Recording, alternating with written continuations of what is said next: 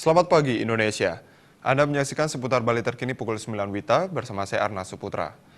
Pemirsa, kepolisian mengungkap bahwa sindikat Sarasen berupa kelompok penyebar ujaran kebencian dengan isu sara dan berkonten negatif beroperasi dengan cerdas.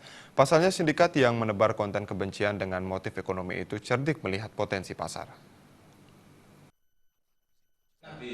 Yang korban-korban hijack ini kan banyak juga yang tidak melapor, Bang. Bisa jadi. Ditemui dalam sebuah diskusi warung daun di Jakarta, analis kebijakan media bidang penerangan masyarakat Divisi Humas Polri, Kombes Pol Sulistyo Pujuhartono, mengatakan bahwa sindikat Saracen yang merupakan kelompok penyebar ujaran kebencian dengan isu sara ini dapat beroperasi dengan cerdas. Menurut Pujo, kelompok Saracen ini menggunakan motif ekonomi dalam arti lewat Facebook ada supply dan demand, jadi kelompok ini bisa melihat pasar. Pujo menuturkan jika dilihat dari sisi segi informasi, kelompok Saracen dapat terus hidup karena 3 faktor utama, yaitu perkembangan teknologi informasi yang makin besar, psikologi atau kemampuan membaca psikologi massa di media sosial, dan kemampuan manajemen mengelola follower secara konten.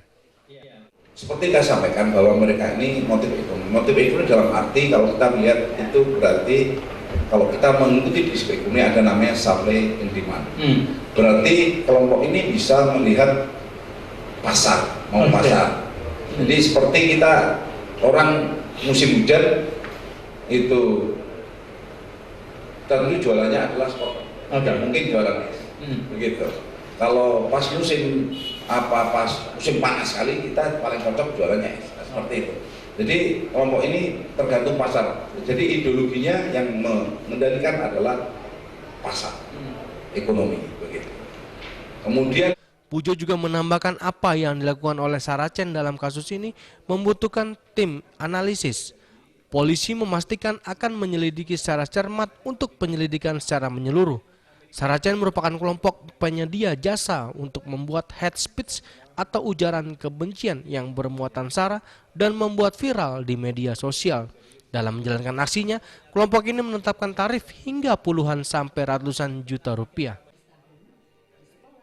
Dari Jakarta, Ketut Sumadiase melaporkan. Nantikan seputar Bali terkini 1 jam mendatang. Selamat pagi dan sampai jumpa.